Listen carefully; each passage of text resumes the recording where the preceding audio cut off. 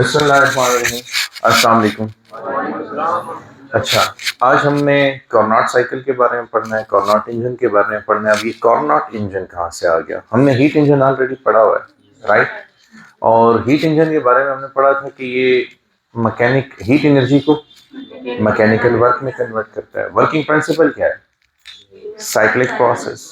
और ये भी पढ़ा था कि इसके तीन कंपोनेंट हैं, HTR, LTR और वर्किंग सब्सटेंस। उसकी एफिशिएंसी भी कैलकुलेट की थी।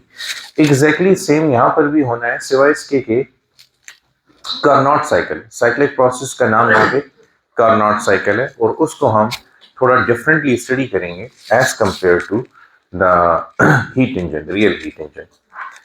कार्नोट ने सोचा ये कि जो मैक्सिमम एफिशिएंसी है हीट इंजन्स की, वो किन फैक्टर्स पे डिपेंड करेगी। तो उन्होंने डिजाइन करने के बारे में सोचा कि मैं एक ऐसा हीट इंजन डिजाइन करूं जो उन्हीं सेम टेम्परेचर रिजर्वायर्स के दरमियान काम करे जिसके दरमियान एक रियल हीट इंजन काम करेगा, लेकिन उसकी एफिशिएंसी बाकी तमाम हीट इंजन से ज्यादा होगी। यानी ये क्या करना चाह रहे थे? हीट इंजन की एफिशिएंसी को बढ़ाना चाह रहे थे। अब ये बताइए, हीट इंजन की एफिशिएंसी किस वजह से कम थी? नंबर वन, एक तो हीट इंजन में जो इंटरनल पार्ट्स हैं उनके दरमियान फ्रिक्शन है। उस फ्रिक्शन को ओवरकम करने के चक्कर में एनर्जी लॉसेस आते हैं, तो उस वजह से आपके पास एफिशिएंसी कम हो जाती है। दूसरा, Q1 हीट क्या सारी की सारी वर्क डन में कन्वर्ट होती है, उसका एक हिस्सा इन्वायरमेंट को चला जाता है ना, LTR को।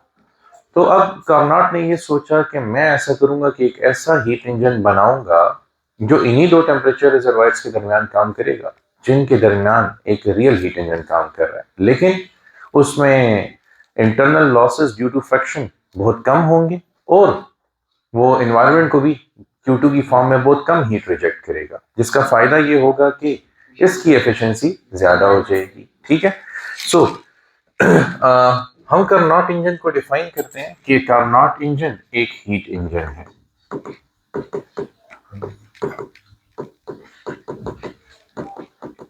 लेकिन इस हीट इंजन की जो एफिशिएंसी है वो ज्यादा है किसी भी रियल हीट इंजन की एफिशिएंसी से।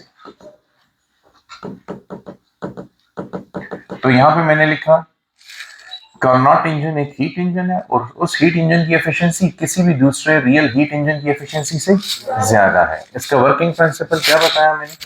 Carnot cycle.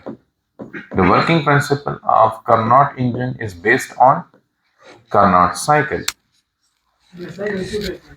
साइक्लिक प्रोसेस है, इसलिए इसको साइकिल कहेंगे कि इसमें इंटरनल एनर्जी में चेंज नहीं आएगा।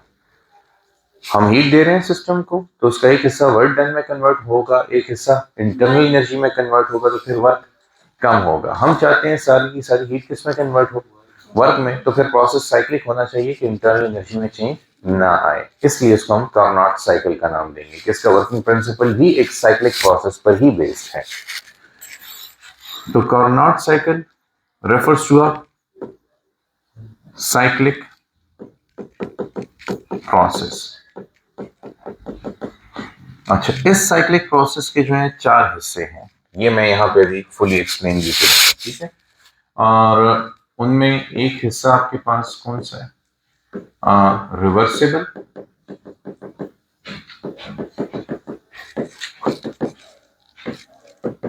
adiabatic expansion of the gas। Second, reversible sorry, ये पहला जो कंपोनेंट है इसमें हमारे पास रिवर्सिबल आइसोथर्मल एक्सपेंशन आएगा, और फिर reversible adiabatic expansion. So it is reversible isothermal expansion of the gas. तो सिस्टम एक्सपेंड होगा। फिर सेकेंड कंपोनेंट है reversible adiabatic expansion of the gas. फिर तीसरा कंपोनेंट है रिवर्सिबल अब क्योंकि 2 दफा एक्सपेंशन हो चुका है तो साइकिल कंप्लीट करने के लिए 2 दफा कंप्रेशन होना चाहिए ताकि सिस्टम वापस उसी हालत में आ जाए जहां से स्टार्ट किया था। तो रिवर्सिबल isothermal compression.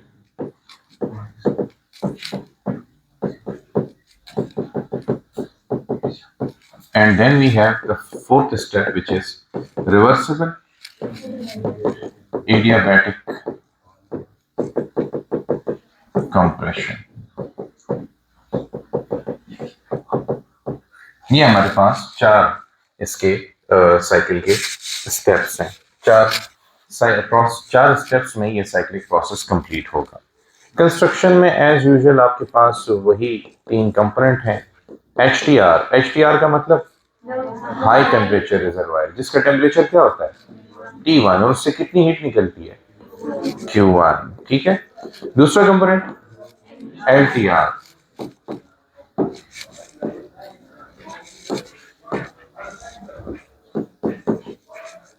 और उसका टेम्परेचर क्या होता है T2, उससे उसकी तरफ कितनी हीट फ्लो करती है। तीसरा कंपोनेंट वर्किंग सब्सटेंस।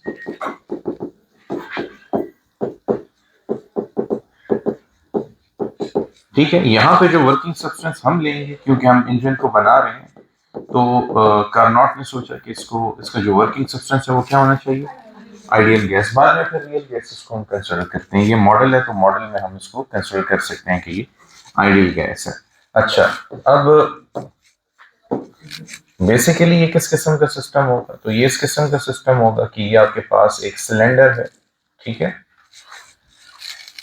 और इस सिलेंडर की जो बेस है, ये सिलेंडर की बेस है।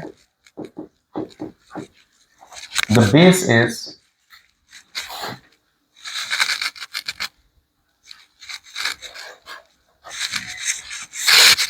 perfectly conducting base.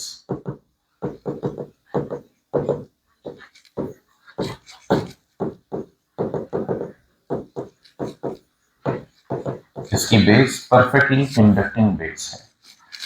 अच्छा, जो इसकी वॉल्स हैं दे आर परफेक्टली इंसुलेटिंग, यानी कि जो भी हीट एंटर या लीव करेगी वो कहां से करेगी, बेस से, क्योंकि बेस कंडक्टर है लेकिन वॉल्स इंसुलेटर है, इसलिए बेस से ही हीट इंटर या लीव करेगी, वॉल से ना कुछ इंटर होगा ना कुछ लीव करेगा। ठीक है। अच्छा, फिर इसके अंदर ये एक पिस्टन है जो कि फ्रिक्शनलेस भी है और मूवेबल भी है। ठीक है। It is frictionless as well as movable. तो ये हो गया पिस्टन, जिसकी 2 प्रॉपर्टीज हैं कि ये फ्रिक्शनलेस है प्लस मूवेबल है। फ्रिक्शनलेस होगा तो क्या यहाँ पे कोई हीट जाया होगी ना एक्सपेंशन में ना कंप्रेशन के दौरान, तो हमें यहाँ पर भी फायदा हो गया। अच्छा, अब इसके अंदर आइडियल गैस इंस्टॉल कर दें। तो ये आइडियल गैस मैं यहाँ पे इंस्टॉल कर रहा हूँ। ठीक है। इसके अंदर आइडियल गैस मौजूद है। अच्छा, पहला स्टेप क्या है, आपने सिस्टम को क्या करना है, रिवर्सिबल आइसोथर्मल एक्सपेंशन। आप सिस्टम को एक्सपेंड करेंगे। एक्सपेंड करने के लिए क्या देना पड़ेगा, हीट देनी पड़ेगी, लेकिन हीट देने के लिए शर्त यह है कि फिर टेम्परेचर में चेंज, हम तो चाहते हैं कि आइसोथर्मल प्रोसेस हो, टेम्परेचर में कोई भी चेंज ना आए। ठीक है। सो अब इन 4 स्टेप्स को परफॉर्म करने के लिए हम क्या करते हैं, लेट्स मेक अनदर टेबल, कि उस टेबल में हम इन 4 स्टेप्स को परफॉर्म करेंगे इंशाल्लाह। और सिमिलैरिटी इंडेक्स की वजह से आपके लिए टेबल फिर याद करना भी बहुत आसान होगा इंशाल्लाह।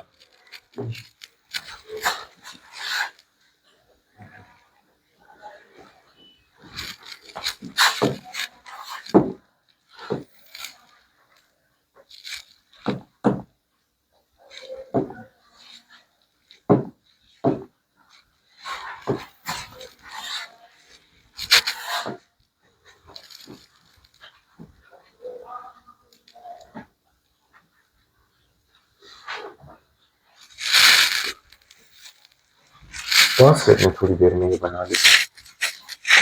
अच्छा, तो आई टुक सम टाइम कि मैं इस टेबल को ड्रॉ कर दूं जिसमें हमने ये चारों स्टेप्स परफॉर्म करने हैं। तो अब हम क्या करेंगे, हम इस सिस्टम को एक हीट सोर्स पे रख देंगे। उस हीट सोर्स पे रखने की वजह से क्या होगा कि सिस्टम में Q1 amount of heat flow करेगी।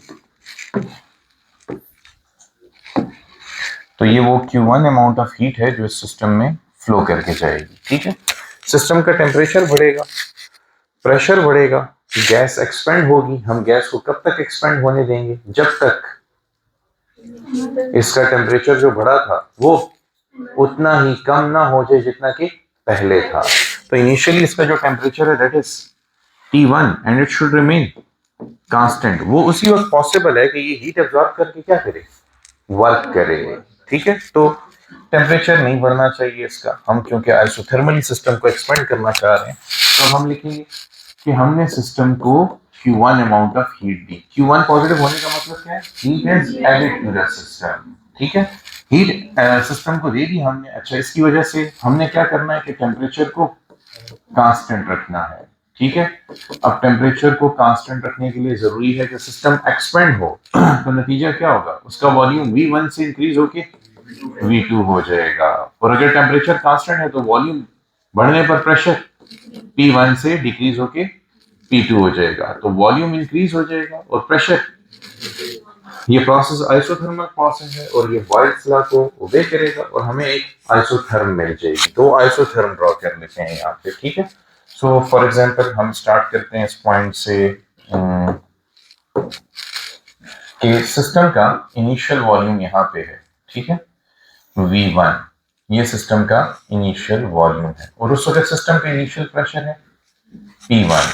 तो हमें यहाँ पे पहला पॉइंट मिल जाएगा P1 V1।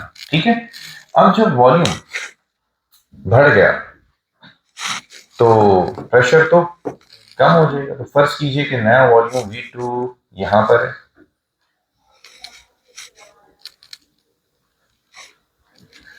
और इस दौरान प्रेशर में कमी आई है। इनवर्स रिलेशनशिप है, ग्राफ की शेप क्या होगी, हाइपरबोला। तो यहां पे हम एक हाइपरबोला ड्रॉ कर देंगे।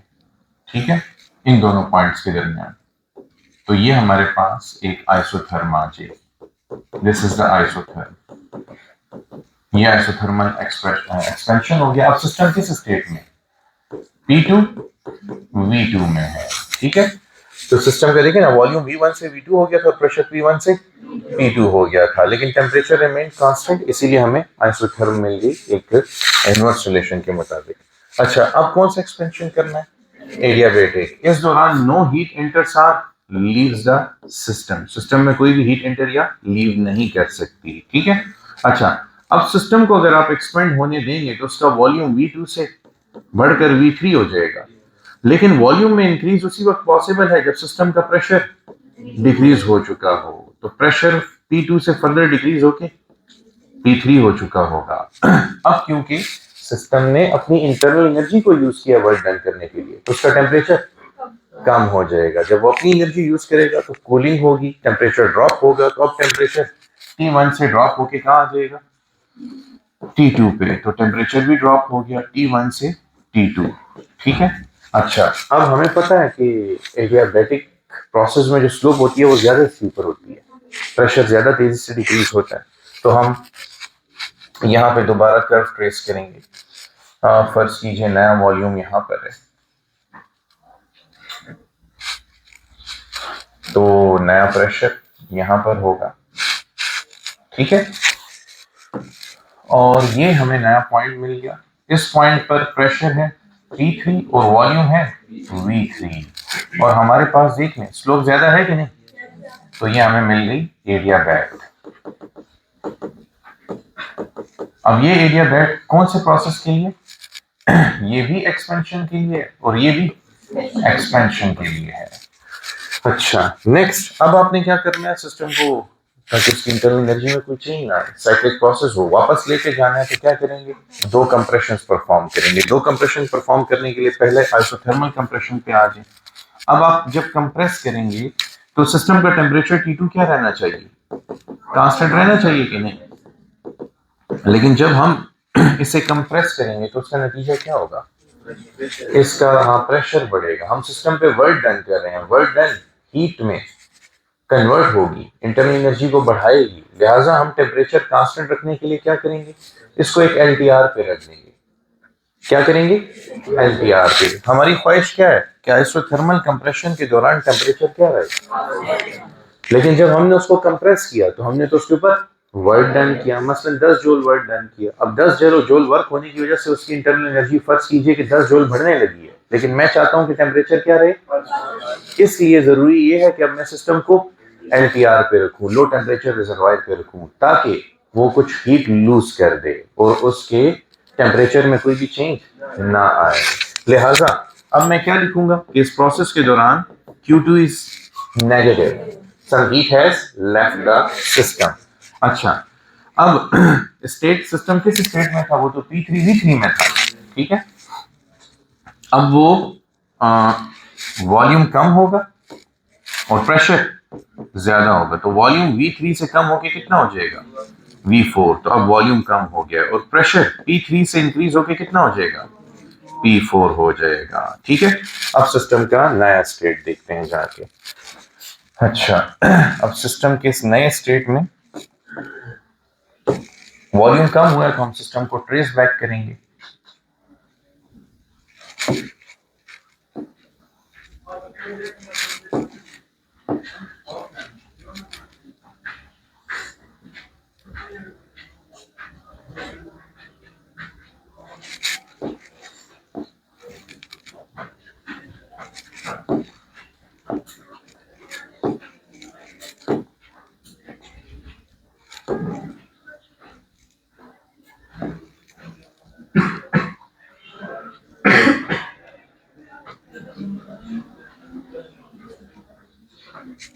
अच्छा, तो ये सिस्टम का नया वॉल्यूम है और ये सिस्टम का नया प्रेशर है। फॉर एग्जांपल आई थिंक थोड़ा इधर ही रहे तो बेहतर रहेगा। चलिए देखते हैं ट्रेस करके। अच्छा, ये हमें नया पॉइंट मिल जाएगा। अब यहाँ पर प्रेशर क्या होगा? P4 और वॉल्यूम क्या होगा? V4। देखिए, अब पहले सिस्टम का वॉल्यूम क्या था? V3। अब वॉल्यूम कम हो गया कि नहीं? और पहले प्रेशर P3 था ना, अब प्रेशर इंक्रीज हो गया है, ठीक है। अच्छा, अब अगर हम इस ग्राफ को ट्रेस करें तो it should look like this. ये आपके पास आइसोथर्मल कंप्रेशन को शो करता है। दिस इज आइसोथर्मल कंप्रेशन, ठीक है। अब सिस्टम को वापस उसी स्टेट में ले जाने के लिए हमें एक एडियाबैटिक कंप्रेशन भी परफॉर्म करना होगा। इस दौरान नो हीट एंटर्स और लीव्स द सिस्टम। जब मैं सिस्टम को कंप्रेस करूंगा तो मैंने अगेन सिस्टम पे वर्क डन किया है, उसका टेम्परेचर ज्यादा होगा। अब टेम्परेचर कहां तक ज्यादा होना चाहिए? T1 तक। हमने स्टार्ट कहां से किया था? T1 से। तो सिस्टम एक सीरीज ऑफ चेंजेस से गुजरने के बाद वापस कहां आ जाना चाहिए?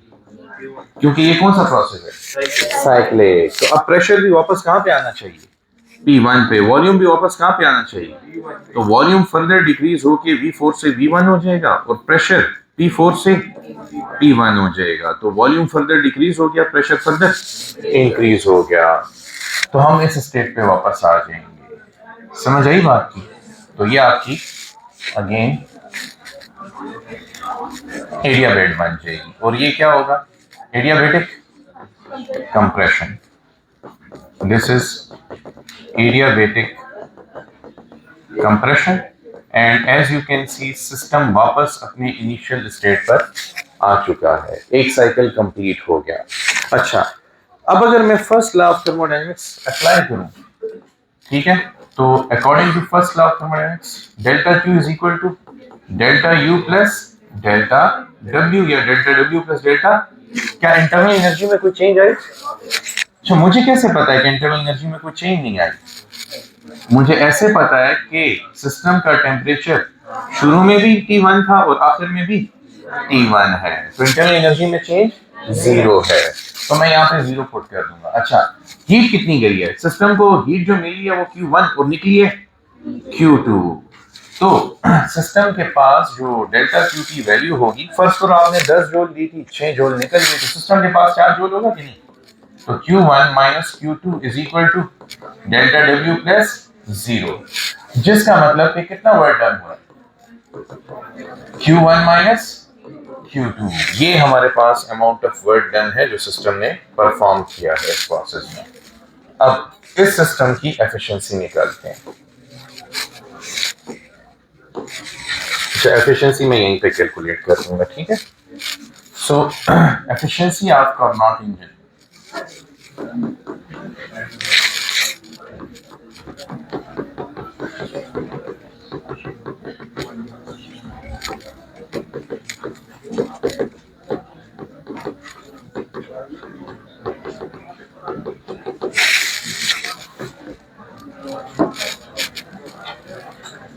तो एफिशिएंसी कैसे कैलकुलेट करते हैं? It is a ratio of output by output divided by input. अच्छा, अब आउटपुट क्या है? वर्क। इनपुट क्या है? Q1, ठीक है? अब ये वही हीट इंजन की एफिशिएंसी वाला सारा प्रोसेस रिपीट हो रहा है। So eta is equal to work done कितना है? Q1 minus Q2 divided by Q1। So eta is equal to, LCM split करें, Q1 bye Q1 minus Q2 by Q1, दोनों कैंसिल होंगे, रिजल्ट बचेगा eta is equal to 1 minus Q2 by Q1। तो ये तो heat engine की efficiency वाला formula है, क्योंकि ये भी कार्नोट इंजन की एक इंजन ही है, हीट इंजन ही है, तो एफिशिएंसी तो दोनों की सेम तरीके से कैलकुलेट होगी। अब अगर मैं कहूं कि Q2 0 है, if I say Q2 is 0, तो इसका क्या मतलब होगा कि efficiency is equal to 1 minus 0 by Q1, तो eta is equal to 1 minus, which is equal to 1 multiplied with 100% is equal to 100%। तो इसका मतलब ये होगा कि सारी की सारी हीट किस में कन्वर्ट हो गई है? ये पॉसिबल है? कौन सा लॉ कहता है कि ये पॉसिबल नहीं है? सेकंड लॉ ऑफ थर्मोडायनेमिक्स के मुताबिक ये पॉसिबल नहीं है। लेकिन होगा क्या कि इस इंजन में Q2 तो कभी भी 0 नहीं हो सकता, क्योंकि एनवायरनमेंट को कुछ ना कुछ हीट तो रिजेक्ट होगी, तो इसकी वजह से एफिशिएंसी भी कभी भी 100% नहीं होगी। लेकिन क्योंकि इस इंजन में फ्रिक्शन की वजह से जो लॉसेस है वो बहुत कम है, क्योंकि ये एनवायरनमेंट को दूसरे इंजन के मुकाबले में कम हीट सप्लाई करता है, तो जाया नहीं होती इतनी ज्यादा हीट, इसलिए इसकी एफिशिएंसी बाकी हीट इंजन के मुकाबले में ज्यादा होगी। अनफॉर्चुनेटली कार्नोट खुद ये इंजन बना नहीं सका, उससे पहले इसकी डेथ हो गई थी, लेकिन ये हाइपोथेसिस इसने दे दिया था, उसको हम कहते हैं Carnot theorem. And according to Carnot theorem, अगर आपके पास एक रियल हीट इंजन है और वो दो टेम्परेचर रिजर्वायर्स T1 और T2 के दरमियान काम कर रहा है, ठीक है, फॉर एग्जांपल ये हमारा हीट इंजन है,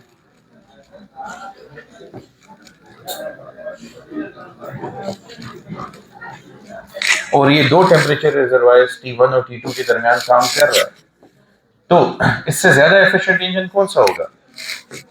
जो इन्हीं दो टेम्परेचर रिजर्वायर्स के दरमियान काम कर रहा होगा वो कार्नोट इंजन होगा। यानी कि ये HTR, ये LTR, यहाँ पे वर्किंग सब्सटेंस है, इसका टेम्परेचर T1, इसका टेम्परेचर, और इन्हीं दो टेम्परेचर रिजर्वायर्स के दरमियान अगर रियल हीट इंजन भी काम कर रहा है और कार्नोट इंजन भी काम कर रहा है, तो ज्यादा एफिशिएंट इंजन कौन सा होगा? कार्नोट इंजन होगा। This theorem is called Carnot theorem. समझ आ गई? Thank you for today.